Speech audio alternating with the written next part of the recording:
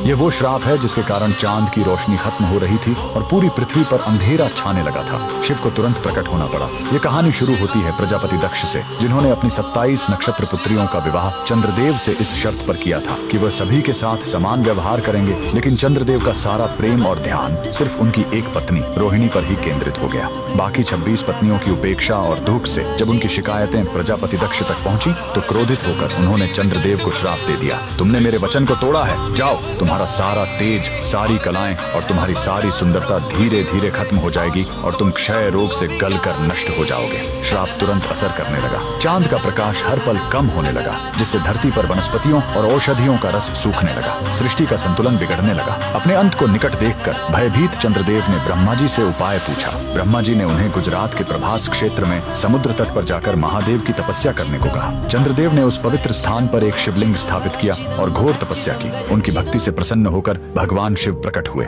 उन्होंने कहा, मैं दक्ष के श्राप को पूरी तरह खत्म तो नहीं कर सकता, लेकिन उसका प्रभाव कम कर सकता हूँ। शिव ने वरदान दिया, तुम कृष्ण पक्ष में 15 दिन क्षीण होगे, लेकिन शुक्ल पक्ष में 15 दिन फिर से पूर्ण हो जाओगे। उन्होंने चंद्र को अपने मस्तक पर धारण कर लिया और चंद्रशेखर कहलाए। और जिस ज्योतिर्लिंग की चंद्र ने पूजा की थी वो सोमनाथ, सोम यानी चंद्र के नाथ के नाम से प्रसिद्ध हुआ। और यही सोमनाथ मंदिर भारत का पहला ज्योतिर्लिंग आज भी गुजरात के वेरावल में उसी समुद्र तट पर शान से खड़ा है, जहाँ चंद्रदेव ने श्राप से मुक्ति पाई थी। लेकिन रुकिए, इस मंदिर का एक और रहस्य है। यहाँ मौजूद बाण स्तंभ यह बताता है कि यहाँ से लेकर दक्षिणी ध्रुव तक समुद्र के रास्ते में कोई जमीन नहीं है। भगवान शिव के भक्त कमेंट में हर हर महादेव जरूर लिखें।